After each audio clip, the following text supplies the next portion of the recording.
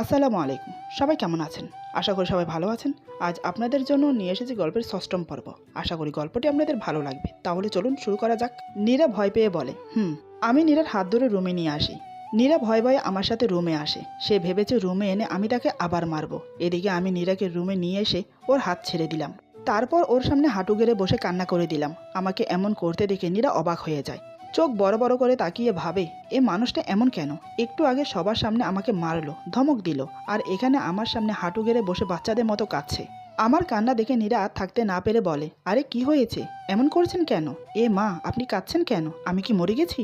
আমি নীরার কথা শুনে ওর কোমর শক্ত করে জড়িয়ে ধরে বললাম, এরকম কথা আর মুখেও আনবে না। তোমার সাহস কি করে হয়? হ্যাঁ, এরকম কথা আমার সামনে বলছো? আমি মরে যাব তোমার কিছু হলে। আল্লাহ আমার আয়ু নিয়ে তোমাকে বাঁচিয়ে রাখুক। জানো, ও মাইকা যখন বলল তোমার মতো নীল রঙের সালোয়ার কামিজ পরা কোনো মেয়ের অ্যাক্সিডেন্ট হয়েছে, তখন আমার পায়ের নিচে থেকে মাটি সরে গেছে। আমি ভেবেছিলাম তুমিও মায়ের মতো আমাকে একা করে চলে গেছো। আমাকে কখনো একা রেখে যেও না, আমি তোমাকে ছাড়া বাঁচতে পারবো না। নীরা বলে, আমার লাগছে তো। আমি বললাম, সরি জান, আমি বুঝতে পারিনি। নীরা বলে, না ঠিক আছে, অতটাও লাগেনি। আমি যখন নীরাকে ছেড়ে দেই তখনই হঠাৎ নীরা আমাকে জড়িয়ে ধরে। আমিও আর নিজেকে ধরে রাখতে পারি না। ওকে শক্ত করে জড়িয়ে ধরে হাউ মাউ করে কান্না করতে শুরু করি। নীরা আমাকে বাধা না দিয়ে আমার মাথাটা শক্ত করে চেপে ধরে ওর বুকের সাথে। কান্না করলে মানুষের মন হালকা হয়, মনের ভিতরে জমে থাকা দুঃখ কিছুটা কম হয়। তাই হয়তো নীরা আমাকে বাধা দিচ্ছে না। ঠিক তখনই মনিরা মীর বলে ডেকে রুমে ঢুকে পড়ে। আসলে এত টেনশনের ভিতরে দরজা লাগাতেই ভুলে গিয়েছিলাম। মনিরাকে আসতে দেখে নীরা তাড়াতাড়ি করে আমাকে ছাড়তে গেল, কিন্তু আমি আরো শক্ত করে জড়িয়ে ধরি। নীরা বলে, কি হচ্ছে? আপনার মনিরা এখানে তো। আমি নীরার কথা শুনে ওর কোমর জড়িয়ে বুকের সাথে জাপটে ধরি। তারপর নীরার কানে কানে ফিসফিসিয়ে বললাম, আমার বুকে শুধু নীরা আছে, অন্য কোনো নারী নয়। তারপর মনিরাকে উদ্দেশ্য করে বললাম, মনিরা, রুমে ঢোকার আগে তোর নক করে ঢোকা উচিত ছিল। মনিরা বলে, সরি, আমি আসলে বুঝতে পারিনি। তখনকার ব্যবহারের জন্য তোদের কাছে মাপ চাইতে আসলাম। নীরা এবার জোর করেই আমার কাছ থেকে নিজেকে ছাড়িয়ে নেয়। নীরা বলে, আরে না না মনির আপু, আমি কিছু মনে করিনি। আপনি তো আমার বড় বোনের মতন। আসুন না, ওখানে দাঁড়িয়ে আছেন কেন? মনিরা বলে, না থাক, দরকার নেই আর ভিতরে যাবার। আমি কাল চলে যাচ্ছি মীর। নীরা বলে, কেন আপু, আপনি বাসায় যাবেন কেন? আজ যা হয়েছে আমি তার জন্য আপনার কাছে মাপ চাইছি। আমি বললাম, নীর, কি হচ্ছেটা কি? তুমি কেন ওর কাছে মাপ চাইছো? ওর যদি এখানে থাকতে ভালো না লাগে তো ওকে জোর করে রাখার কোনো দরকার নেই। মনিরা ন্যাকা কান্নার সুরে বলে, আমার ভুল হয়ে গেছে মীর, আমাকে মাফ করে দে। এমনটা আর কোনো দিনও হবে না। আমি বললাম, আর হয় না মনিরা, তুই তোর লিমিট ক্রস করেছিস, এ ভুলের মাফ হয় না। মনিরা বলে, তুই না আমাকে ভালোবাসিস, আমার একটা ভুল মাফ করতে পারবি না? নীরা বলে, আপনি একটু বেশি বেশি করছেন। আপু বলছে তো ওনার ভুল হয়ে গেছে, প্লিজ সব ভুলে যান, প্লিজ প্লিজ প্লিজ। আমি বললাম, ঠিক আছে, আজ তোমার জন্য ওকে মাফ করলাম, কিন্তু এ ভুল যেন আর না হয়। তিশা বলে, আপু ভাইয়া ভাবি চলো খাবে, মামুনি বসে আছে। নীরা আমাকে বলে, আমার না খুব খিদে লেগেছে, চলেন না সবাই একসাথে খেয়ে নেই। আমি বললাম, তোরা যা, আমি আর নীর আসছি। মনিরা মনে মনে বলে, আচ্ছা ঠিক আছে। তুমি ভাবতেও পারছো না নীর, আজ তুমি আমাকে আটকে নিজের কি ক্ষতিটা ডেকে নিলে। আজকের সবটার শাস্তি তোমাকে পেতেই হবে। তিলে তিলে ভালোবাসার মানুষটাকে কাছে পেয়েও না পাওয়ার যে যন্ত্রণা, এবার তুমি বুঝবে, হারে হারে বুঝবে। এদিকে মনিরাকে ভাবনায় ডুবে থাকতে দেখে তিশা বলে, কি গো মনির আপু, কি ভাবছো এত? চলো। মনিরা বলে, হ্যাঁ চলো। আমি বললাম, যান, চেঞ্জ করে আসো। আমিও চেঞ্জ করে নিই। নীরা চুপচাপ ওয়াশরুমে চলে যায়। ওয়াশরুমে গিয়ে মনিরা 14 গোষ্ঠী উদ্ধার করতে থাকে। নীরা একটু জোরেই বলে, ওই শাকচুন্নি, তুই কি বললি? তুই না আমাকে ভালোবাসিস? ওই রাক্ষসী, তুই জানিস না ওর বউ মানে আমি এখনো জলজ্যান্ত বেঁচে আছি? কোন সাহসে তুই ওকে ভালোবাসার কথা বলিস? ও শুধু আমাকে ভালোবাসবে, শুধু আমাকে, বুঝলি রাক্ষসী? ওর দিকে তাকালেও না তোর চোখ তুলে নেব, বুঝলি মনিরা শাকচুন্নি? ওয়াশরুম থেকে নীরার কথার আওয়াজগুলো আমার কানে আসছে, তবে স্পষ্টভাবে বুঝছি না ও কি বলছে। এটা বুঝতে পারছি মনিরাকে নিয়ে কিছু বলছে। আমি বললাম, কি গো নীর পাখি, তোমার হলো? নীরা বলে, আসছি। নীরা ওয়াশরুম থেকে বেরিয়ে আসলে আমি বললাম, তুমি ওয়াশরুমে কি কি বিড়বিড় করছিলে নীর পাখি? নীরা আমার কথা শুনে থতমত খেয়ে যায়। সে আমতামতা করে বলে, কই কিছু না তো। আপনি একটু বেশিই শুনেন, তাড়াতাড়ি ফ্রেশ হয়ে আসুন। আমি আর কিছু বললাম না, ফ্রেশ হতে ওয়াশরুমে চলে গেলাম। তারপর আমি আর নীরা খাবার খেতে নিচে নেমে আসি। এসে নীরা খেয়াল করলো তিশার পাশে একটা চেয়ার ফাঁকা আর মনিরার পাশে একটা চেয়ার ফাঁকা। আমি মনিরের পাশের চেয়ারে বসতে যাব, ঠিক তখনই নীরা আমার পায়ের উপর জোরে পা তুলে দেয়। আমি বললাম, নীর পাখি, কি করছো? এদিকে নীরা আমার কথা না শুনে ইশারায় তিশাকে মনিরার পাশে এসে বসতে বলে, কিন্তু তিশা ওঠে না। ও নীরার কথা না বোঝার ভান করে চুপচাপ বসে থাকে। তিশা মনে মনে বলে, আমি ঠিক বুঝেছি ভাবি, তুমি ভাইয়াকে মনিরার পাশে বসতে দেবে না, কিন্তু আমি তো সেটা হতে দেব না। আমি চাই তুমি নিজের অধিকার নিজে আদায় করে নাও। এভাবে আর কত দূরে সরে থাকো দেখি তো আমি, এই বলে মনে মনে হাসে। এদিকে মনিরা আমার হাত ধরে ওর পাশে বসিয়ে দেয়। নীরা এটা দেখে রেগে যায়। নীরা মনে মনে বলে, এই গাছ পেতনি, তুই আবার আমার বরের হাত ধরেছিস? তোর লজ্জা শরম নেই? একটু আগেই তো এই হাতে ঠাস করে একটা খাইলি। হায় আল্লাহ, মেয়ে মানুষ এত বেহাইয়া কেমনে হয়? আমারটাকে দেখো। নাচতে নাচতে গিয়ে ওর পাশে বসলো। দেখে নেব তোকে। বাবা বলে, কি রে মা, বস, দাঁড়িয়ে আছিস কেন? নীরা বলে, বসছি বাবা।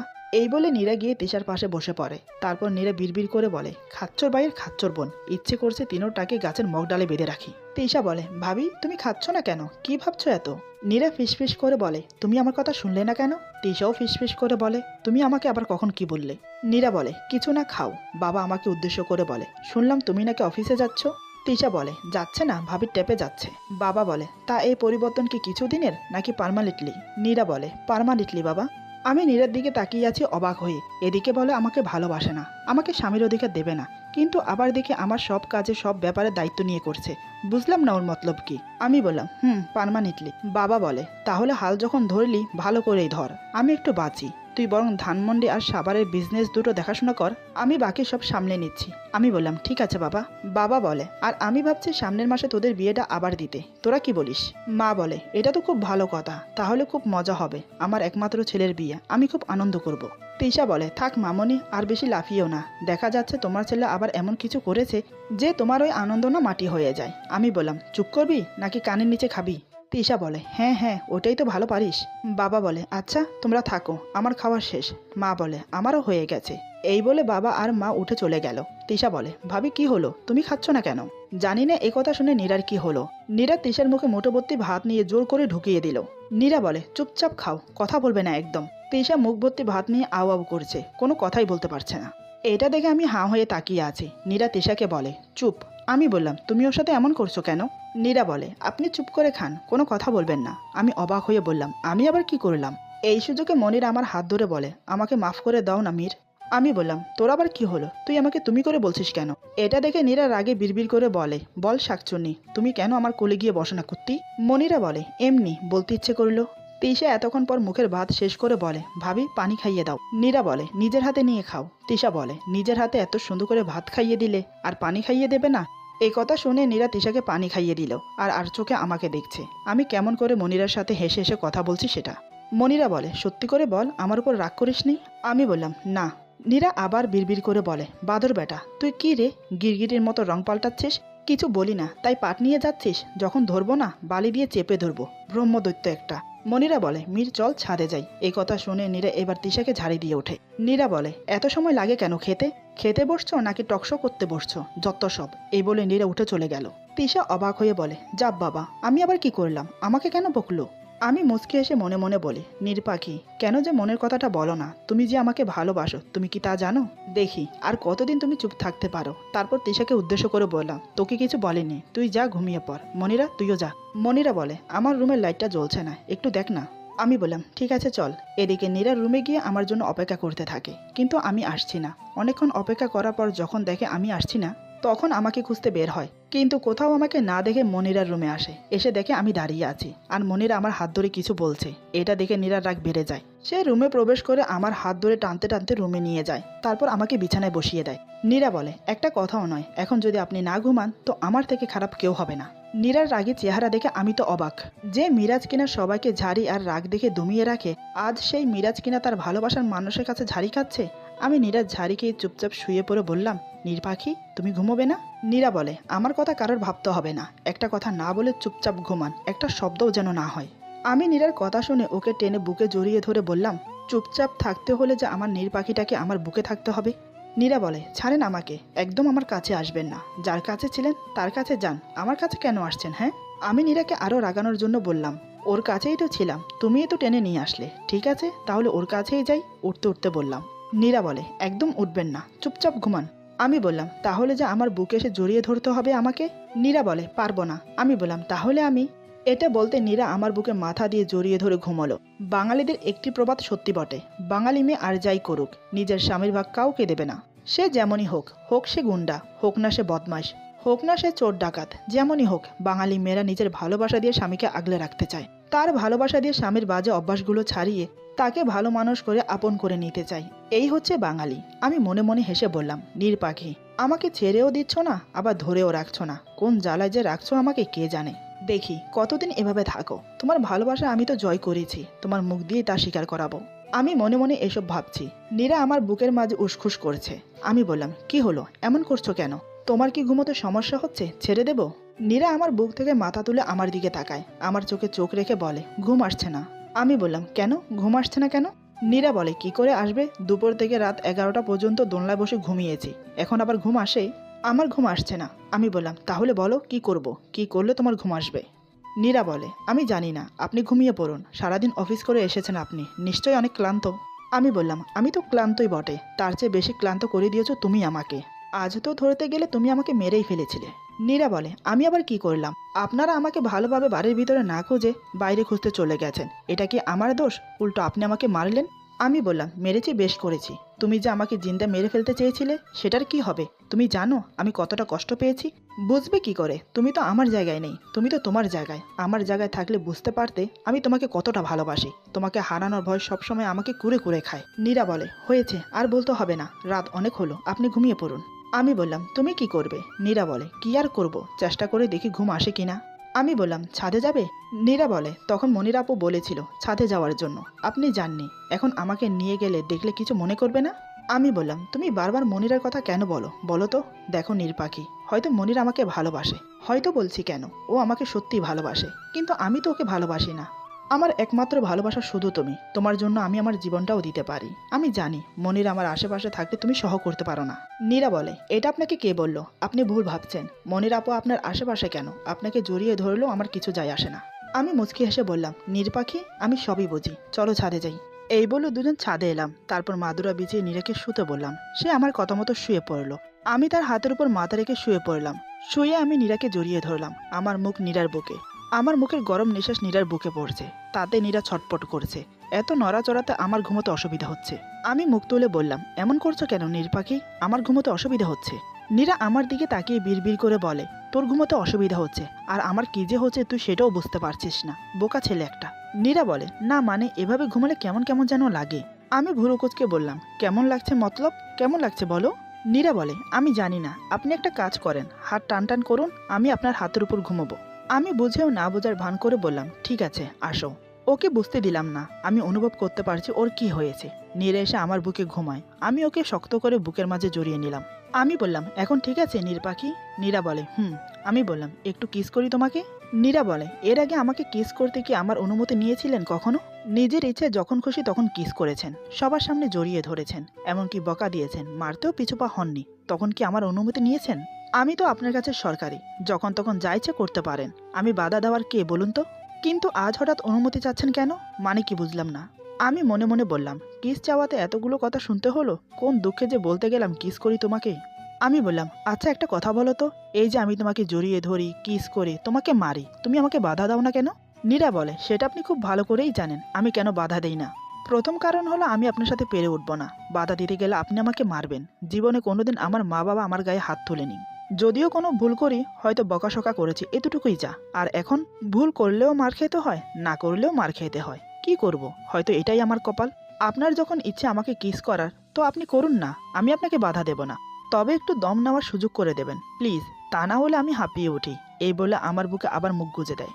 ওর কথাগুলো শুনে আমার খুব খারাপ লাগলো। ও তো মিথ্যে কিছু বলছে না, কেন যে কথায় কথায় আমার মাথাটা গরম হয়ে যায় আমি নিজেও জানি না। আমি আর নীরাকে কিস করলাম না। আমি বললাম, থাক, লাগবে না। এই বলে ওকে বুকের সাথে শক্ত করে জড়িয়ে ধরে ঘুমানোর চেষ্টা করলাম। নীরা বলে, কেন, কি হলো আবার, এই তো বললেন কিস করবেন। আমি বললাম, থাক না, আমি কিস করলে যখন তোমার এত সমস্যা, তাহলে থাক, আমার লাগবে না। নীরা বলে, লাগবে না বললেই হলো নাকি, নিশ্চয়ই আমি কথাগুলো বলাতে, তা না হলে তো এতক্ষণে ডুবিয়ে দিতেন আমার ঠোঁটে ঠোঁট। আমি বললাম, আহ নীরপাখি, শুধু শুধু কথা বাড়াচ্ছ কেন, বললাম তো আমার লাগবে না, এখন ঘুমানোর চেষ্টা করো তো। এই বলে ওর মাথাটা আমার বুকের সাথে চেপে ধরলাম। আমার কথা শুনে রাগ উঠে গেল নীরার। আমার বুকের মাঝে থেকেই বিড়বিড় করে বলে, নিজেকে কি মনে করো, লাট সাহেব নাকি রাজকুমার? গুন্ডার মতো চলো, গুন্ডার মতো রাগ দেখাও, আবার গুন্ডার মতো আমাকে শাসন করো, যখন যাইছে তাই করো, আবার তাই বলো, নিজে বলে আবার নিজেই রাগ করো, মানে কি এসবের? আমি বললাম, নীরপাখি, কি এত বিড়বিড় করছো সেই কখন থেকে, ঘুমাও না। এই কথা শুনে নীরার কি হলো জানি না, হঠাৎ নীরা জোর করে নিজেকে ছাড়িয়ে আমার মাথার চুল মুঠি করে ধরে দু হাতে, তারপর আমার ঠোঁটে ঠোঁট চেপে ধরে, কিস করতে করতে একসময় আমার ঠোঁটে কামড়ে ধরে। আমি সাথে সাথে ওর মাথা চেপে ধরি, ঠোঁটের কামড় আরো ধীরে ধীরে গভীর হতে লাগলো। আমি ব্যথার তোয়াক্কা না করে নীরাকে আরো শক্ত করে জড়িয়ে ধরি। নীরার সেদিকে কোনো খেয়ালই নেই। এভাবে বেশ কিছুক্ষণ কেটে গেল। নীরা নিজে থেকেই আমাকে ছেড়ে দিল। ততক্ষণে আমার ঠোঁট কেটে রক্ত ঝরছে। চাঁদের আলোতে সেটা স্পষ্ট দেখতে পারছে নীরা। আমার ঠোঁটে হাত বুলিয়ে বলে, আই এম সো সরি। এই বলে হাত দিয়ে রক্ত পুছে দিল। আরেকটা কথা, আমি কিন্তু আপনাকে ভালোবাসি না, শুধুমাত্র আপনার চাওয়াটা পূরণ করে দিলাম। এই বলে আবার আমার বুকে মাথা গুজে জড়িয়ে ধরে আমাকে। আমি ওর কথার উত্তর দিলাম না, ওকে জড়িয়ে ধরে ঘুমানোর চেষ্টা করলাম। নীরা কখন ঘুমিয়েছে বুঝতে পারিনি। সকালে আমার ঘুম ভাঙে রোদের ছটা চোখে এসে পড়াতে। শুধু আমার না, নীরার চোখে মুখেও রোদ এসে পড়েছে। মেয়েটা বাচ্চার মতো আমাকে আঁকড়ে ধরে ঘুমিয়ে আছে। আমি মুগ্ধ নয়নে ওকে দেখে যাচ্ছি। প্রায় আধা ঘন্টা পর ঘুম ভাঙে নীরার। সে চোখ মেলেই দেখে আমার বুকে ঘুমোচ্ছে, আর আমি ওকে শক্ত করে জড়িয়ে ধরে ওর মুখের দিকে তাকিয়ে আছি। নীরা বলে, কি দেখছেন এভাবে? আমি বললাম, আমার নীর পাখিটাকে। নীরা বলে, আমাকে দেখার কি আছে? আমি বললাম, তুমি কি করে জানবে এই মুখটার মধ্যে আমার দুনিয়া আছে? হঠাৎ নীরা বলে, আচ্ছা আমি যদি এখন মরে যাই তাহলে কি আপনার দুনিয়া থেমে যাবে? এই কথা শোনার সাথে সাথে আমার মাথা আবার গরম হয়ে উঠল। মেয়েটা বারবার মরার কথা কেন বলে? ও জানে না এটা শুনলে আমার বুকের ভেতর কেমন ঝড় উঠে? আমি কথাটা শুনে নীরাকে নিজের কাছ থেকে ছাড়িয়ে মাদুরের ওপর ধাক্কা দিয়ে ফেলে দেই। তারপর কিছু না বলে হনহন করে নিচে নেমে আসি। এসে ওয়াশরুমে চলে গেলাম। নীরা আমার চলে যাওয়ার দিকে তাকিয়ে থেকে বলে, আরে এটা কি হলো? এই সামান্য কথা এত রাগ করার কি হলো? এই বলে আমার পিছু পিছু নিচে নেমে আসে। আমি ওয়াশরুম থেকে রুম থেকে বের হয়ে গেলাম। নীরার দিকে তাকালাম না পর্যন্ত। মেয়েটা আমাকে ভাবে কি সব সময়? যখন তখন মরার কথা বলে আমাকে ভয় পাইয়ে দেয়। নীরা বলে, আজব ছেলে তো, এই কাছেটা নেই এই ছুঁড়ে ফেলে দেয়। এই বলে ফ্রেশ হওয়ার জন্য ওয়াশরুমে চলে যায়। ফ্রেশ হয়ে এসে ড্রেসিংয়ের সামনে দাঁড়িয়ে শাড়ি পরতে থাকে। নীরার চুল থেকে টপ টপ করে জল পড়ছে। নীরা আনমনা হয়ে শাড়ি পরে চলেছে। এদিকে যে কেউ একজন নীরার দিকে অপলক চোখে তাকিয়েছিল সেটা নীরা খেয়াল করেনি। দরজাটা খোলাই ছিল। আমি উপরে উঠে দেখি কেউ একজন দরজার কাছে দাঁড়িয়ে নীরাকে দেখছে। এটা দেখার সাথে সাথে আমার চোখ রক্তবর্ণ ধারণ করলো। রাগের চোটে হাত পায়ে তালু জ্বলতে লাগলো। আমি দৌড়ে রুমে এসে নীর বলে চিৎকার করে উঠি। আমার চিৎকার শুনে নীর মাথা তুলে তাকিয়ে দেখে বড়সড় ধাক্কা খায়। নীরার সামনে দরজায় হেলান দিয়ে একটা ছেলে দাঁড়িয়ে আছে, আর আমি নীরার সামনে দাঁড়িয়ে ওর দিকে বিস্ফারিত দৃষ্টিতে তাকিয়ে আছি। আমাকে দেখে নীরার মনেই নেই যে ও শাড়ি পরেছিল, আর ছেলেটা এখনও ওইভাবেই নীরাকে দেখে যাচ্ছে। নীরা কি করবে বুঝতে না পেরে আমাকে জড়িয়ে ধরে। আমি ছেলেটির দিকে তাকানো মাত্রই ছেলেটি চলে যায়। আমি নীরাকে বিছানায় ধাক্কা মেরে ফেলে দিয়ে দরজা নক করে দিই। নীরা ভয়ে ভয়ে বলে, আমি আসলে দেখিনি ওই ছেলেটা এখানে দাঁড়িয়ে আছে, আমি তো শাড়ি পরাতে ব্যস্ত ছিলাম। আমি চেঁচিয়ে বললাম, কি হচ্ছিল কি এটা? হ্যাঁ, চোখে দেখো না চেঞ্জ করার সময় যে দরজা লক করতে হয় সেটা বাচ্চারাও জানে, আর তুমি জানো না? ইডিয়েটের মতো সবসময় না করলে হয় না? কত জ্বালাবে তুমি আমাকে? নীরা বলে, আমি সত্যিই দেখিনি। আমি বললাম, কি দেখো নাই? হ্যাঁ, কি দেখো নাই? সবাইকে দেখাতে চাও তুমি খুব সুন্দরী? নীরা বলে, আপনি ছাড়া রুমে কোনো ছেলে আসে না আসে তা আমি কি করে জানবো? আর আপনি আমাকে কি ভাবেন? হ্যাঁ, আমি আমার শরীর বাইরের মানুষকে দেখিয়ে বেড়াই? আমি বললাম, তাছাড়া কি? হ্যাঁ, কেউ এতটা বেখেয়ালে কি করে হয়? সামনে কেউ দাঁড়িয়ে থাকলে দেখা যায় না? আমি চাই আমার নীরকে শুধু আমি দেখব, শুধু আমি, কিন্তু তুমি? নীরা বলে, আমি কি? আমি বললাম, তুমি কি সেটা তুমি নিজেই জানো। বারবার আমার কথা অমান্য করো কেন? এমন করো তুমি বলো তো? আমাকে জ্বালিয়ে কি মজা পাও তুমি? আমার চিৎকার শুনে নীরা কান্না করে দেয়। আমি বললাম, একদম চুপ, চোখ থেকে এক ফোঁটা জল যেন মাটিতে না পড়ে। কিছু বললেই নেকা কান্না, থাপ্পড় মেরে না তোমার দাঁত ফেলে দেবো আমি। নীরা কান্না করতে করতে বলে, সব দোষ কি আমার? ওই ছেলেটার কি কোনো দোষ নেই? আমি বললাম, হ্যাঁ, ওর কোনো দোষ নেই, সব দোষ তোমার। শাড়ি পরার সময় খেয়াল ছিল না মানুষ ঘরে কাপড় চেঞ্জ করে দরজা লক করে, আর তুমি? তোমার কি কমন সেন্স বলতে নেই? সব জানো, আর এটা জানো না কাপড় চেঞ্জ করতে হলে ঘুমোতে হলে দরজা লক করতে হয়। আর কতবার বলবো নীর, আমার রাগ উঠিও না। আমি নিজেকে কন্ট্রোল করতে পারি না। তুমি জানো ও তোমাকে কেমন বাজে দৃষ্টিতে দেখছিল? নীরা বলে, আপনি আর তার চেয়ে কম কি? এবার আমার মেজাজ গেল বিগড়ে। আমি ছুটে গিয়ে ওর চুলের মুঠি চেপে ধরে ওর মুখের উপর ঝুঁকে পড়ে বললাম, একদম বাজে কথা বলবে না। আমি যদি ওই ধরনের ছেলে হতাম তাহলে তুমি এতক্ষণ এই অবস্থায় থাকতে না। তোমার শরীরে প্রতিটা অঙ্গ প্রত্যঙ্গ আমার নখদর্পণ হতো। আমি ভালোবাসার কাঙ্গাল হতে পারি, কিন্তু মেয়ে আসক্ত পুরুষ নই। এই বলে আমি নীরাকে ছেড়ে দিলাম। তারপর হঠাৎ যা করলাম তা দেখে নীরা আশ্চর্য হয়ে যায়। পলকেই ওর কান্না বন্ধ হয়ে যায়। ও হাঁ হয়ে আমার মুখের দিকে তাকিয়ে থাকে, ভাবতে পারছে না সে কি বলবে বা কি করবে। এরপর যা হলো। আজকের গল্প এখানে সমাপ্ত। গল্পের বাকি অংশ পেয়ে যাবেন আগামী পর্বে। আশা করি সবাই ভালো থাকবেন, সুস্থ থাকবেন। আল্লাহ হাফেজ।